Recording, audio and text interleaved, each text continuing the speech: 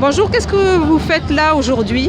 Bonjour, écoutez, on manifeste à nouveau, à la fois par solidarité avec les prisonniers politiques en grève de la faim dans la prison turque depuis déjà 58 jours pour protester contre l'isolement, la torture, mauvais traitement, privation des droits élémentaires, à savoir l'interdiction faite aux familles de rendre visite, l'interdiction faite aussi aux avocats de rendre visite à leurs clients.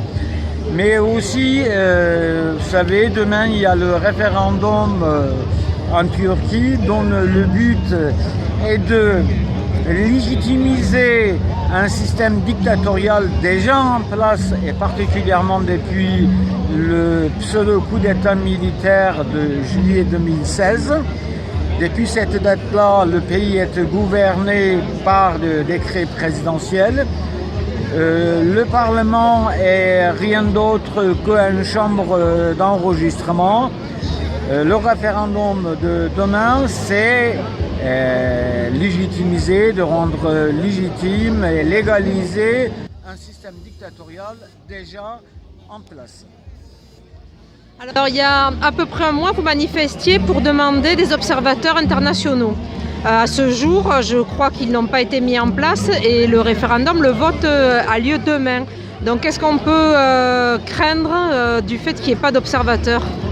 Écoutez, vous savez, le régime en place en Turquie, notamment le AKP, ils sont spécialisés dans la fraude électorale.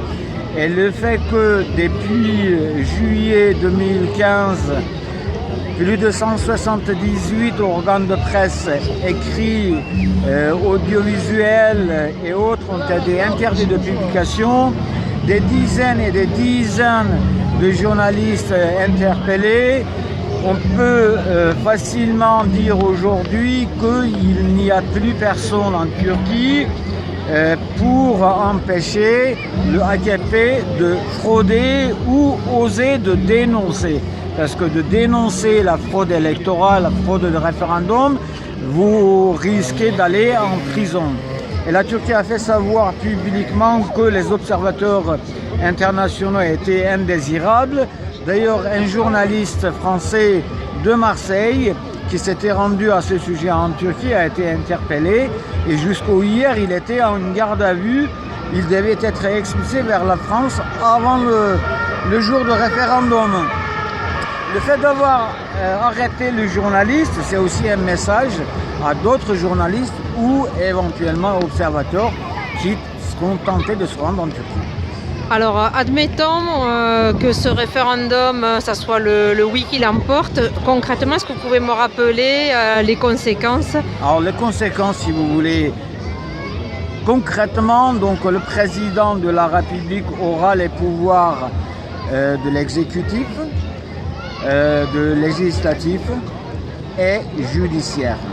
Il pourra à lui tout seul, légitimement et conformément à la Constitution qui sera mise en place, de nommer des ministres, juges, policiers, administratifs, etc., etc.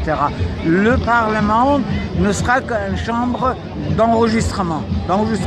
Vous allez avoir les trois pouvoirs exécutifs, législatifs et judiciaires entre les mains d'un seul homme qui pourra décider à lui tout seul de promulguer les lois qu'il veut ou d'annuler des lois qui existent déjà. Et il y a aussi, par rapport à son éligibilité, il est président jusqu'en? Alors pour le moment, il est président jusqu'au 2019, mais je pense que dans l'hypothèse où le oui l'emporte, nous allons certainement nous diriger vers des élections anticipées. Et là, il pourra être président jusqu'au 2029.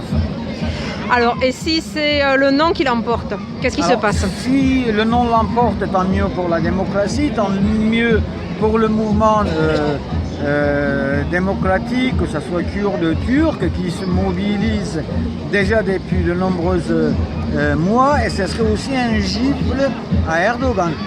Ce serait vraiment un gifle à Erdogan, ce serait aussi un gifle qui signifie non, pas un système dictatorial, mais oui à un système démocratique en Turquie, respectant les droits élémentaires, et oui à nous diriger vers une solution pacifique et politique à la question kurde. Parce que dans le pays d'Atatürk, comment on peut expliquer d'un coup ce renversement de situation? Comment ça a été possible? Alors c'est une question, si vous voulez, Atatürk, on pourrait dire beaucoup de choses le concernant, mais en son temps, Atatürk lui-même, c'était un dictateur. Lui, à son tour, il avait entre ses mains le pouvoir exécutif, législatif et judiciaire. Donc certaines personnes sont tentées de dire Atatürk était le fondateur de la République turque laïque. Ouais, c'est la laïcité souvent. La laïcité, mais quelle laïcité? Laïcité à la turque. Laïcité à la turque. Pas laïcité au sens où on l'entend ici.